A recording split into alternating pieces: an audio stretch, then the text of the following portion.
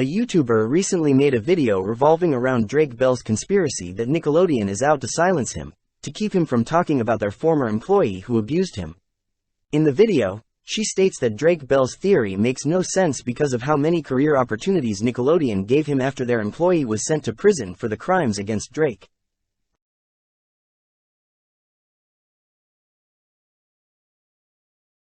Drake seemed to take offense to this video, indicated by the amount of comments that he left underneath it. In one comment, Drake responds to Ophie's take on whether or not the people who wrote letters on his abuser's behalf knew they were writing them against Drake.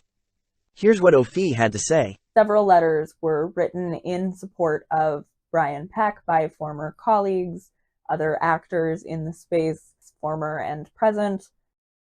I think it's unlikely that those letters didn't have any impact on the length of the sentencing that Brian Peck received. Though I do have concerns about the ways that we speak about some of the people who wrote letters. We're going to get to it. Something Drake Bell has mentioned on multiple podcast appearances, and, a conspiracy theory that has leaked into my own comment section based on his statements.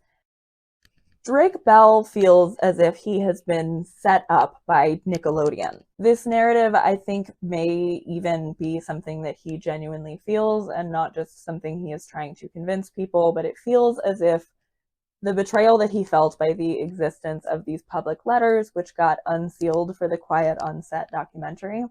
And from what I have read, the unsealing of the public letters by the documentary crew is what informed Drake's decision to sit down for the documentary at all. Once they asked him for a statement about the letters and, assuming, even with positive intent here, assuming that he realized that they were going to be telling his story with or without him, he decided to sit down for the documentary at that point. Like I said, I would like to talk about the letters that were written on behalf of Brian Peck. And I would like to do that with some nuance. Again, I think what Brian Peck did is horrific. I do not think he should have been able to work on another children's show, though I will point out it doesn't look like he continued to be employed by Nickelodeon specifically after his conviction, right? And there are lots of letters that were written in support of Brian Peck that I have no intention to defend in these videos. I think the adults should have known well enough to examine the information that they were being given and just not written a letter in support of somebody, even though they were certainly being given an incomplete picture of the extent of what their colleague had done. I say that because to hear the boys from the Boy Meets World podcast tell it, they were presented with a version of the truth that looked like contrition from the friend asking them to write these letters. They, and likely other people who wrote letters based on statements that have been given in response after they were unsealed, were told that it had been this situation where Brian Peck had been tricked into going too far with a boy who was younger than he had initially believed him to be. A lot of them are written along lines of like, maybe Brian assumed Drake was older than he was, or that Drake acted older than he was, as if that made what Brian did to him okay, which it does not. All of these claiming that Brian Peck had been pressured or saying that surely it couldn't be as bad as what had been said to the court. This is disgusting. It's not how anything works. Brian Peck is an adult. You are likely to suffer some consequences if you write a letter for a friend of yours who has poor behavior without really examining whether or not that poor behavior is out of character or just surprising to you. Because surprising to you and impossible for the person to do are completely two different things. I think a missing piece of nuance, though, in discussion around this is that idea of the incomplete picture people were writing their letters based on. Again, I am not defending the letter writers, but some of the people who wrote those letters, yeah, they knew Drake. They mentioned him by name as they were making these horrible allegations about him that framed him as the problem in his own assault. But a lot of them didn't. A lot of them seem to just have been character references for their friend who they had never personally seen act that way. Not every letter, I think, has been made publicly available, and I know that not everyone who wrote a letter has responded to requests for comment from the press, but many of the people who did stated something to that effect, that they had been presented an incomplete picture of what happened, and so they defended their friend, and importantly, that they regret having done so and would not do so if they had the information they now have about the situation. I think this is important to remember, especially considering the large capacity I find in the general public for forgiveness and compassion towards Drake Bell himself and things that he would later go on to do, things that directly harmed people in a much more direct way than writing a letter in support of an abuser does. The conversation loses a lot of focus, and people complain that pulling focus to what Drake Bell did is wasting time where you could be speaking about Brian Peck's own claims, which are very extensively documented, unlike a lot of the rug-swept things about Drake Bell that get brought up.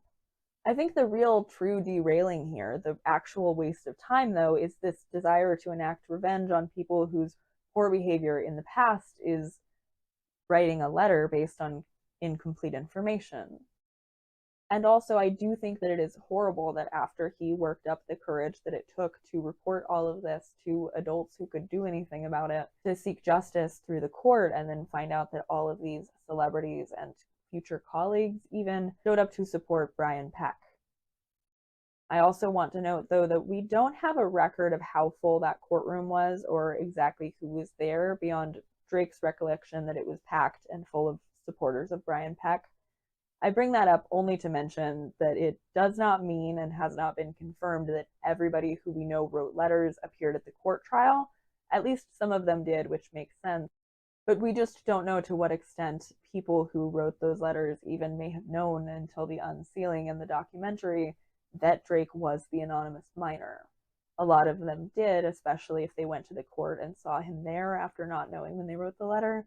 But I have to assume not everybody went to court.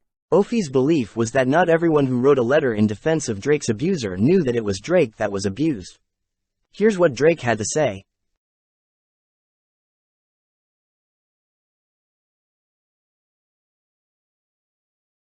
He explained that every letter had his name on it, so every letter writer did in fact know that he was the victim that was abused.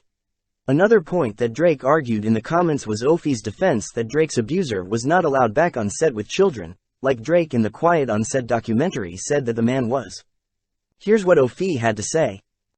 I also want to note that because I think most coverage about this doesn't quite stop to qualify, Brian Peck was employed on The Sweet Life of Zack and Cody, a show that two of his support letter writers were involved in the production of in some capacity, but claim that they weren't involved with hiring him for.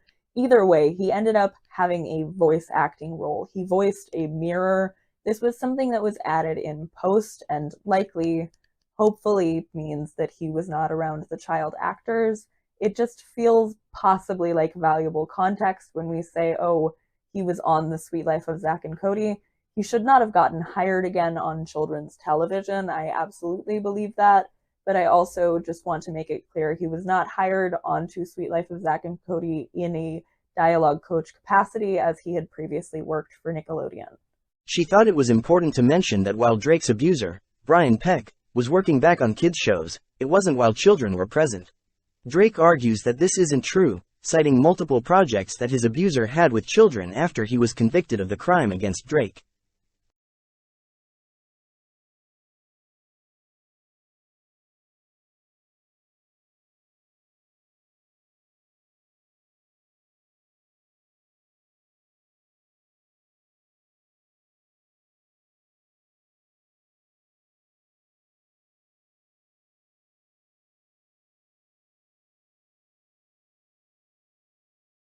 Ophi ended up responding to Drake's comments in her comment section, which you can see here.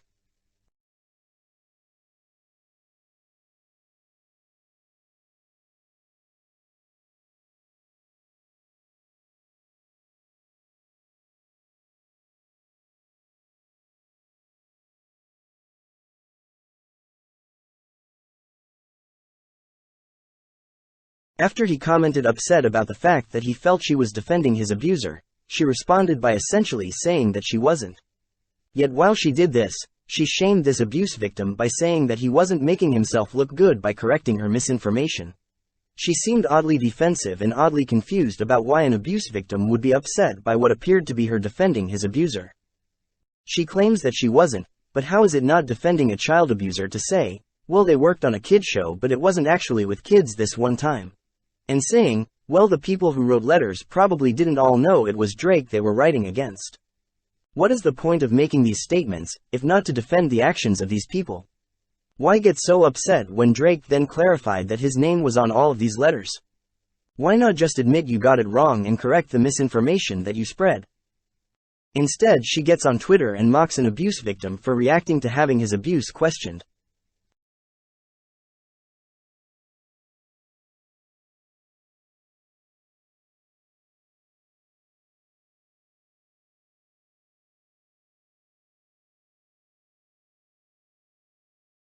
Instead, she's gloating on Twitter about how much traction her video is now getting because of his comments.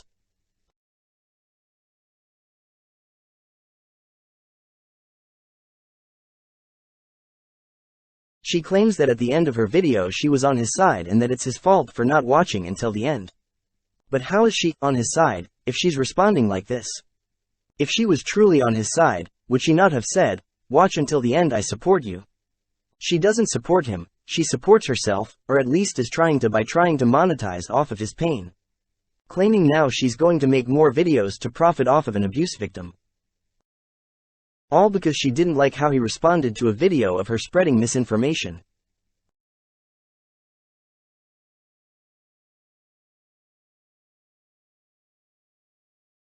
This is disgusting, and it's exactly what she criticized Alexa Nicholas for doing, which was profiting off of abuse victims.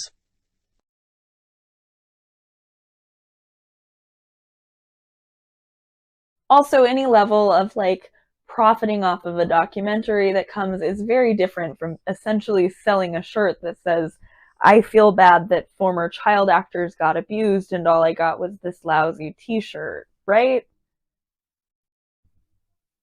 It's something that everybody who was involved in it understood and agreed to ahead of time. And I mean, I highly doubt that everybody who was involved in this documentary signed off on these tacky Nickelodeon shirts.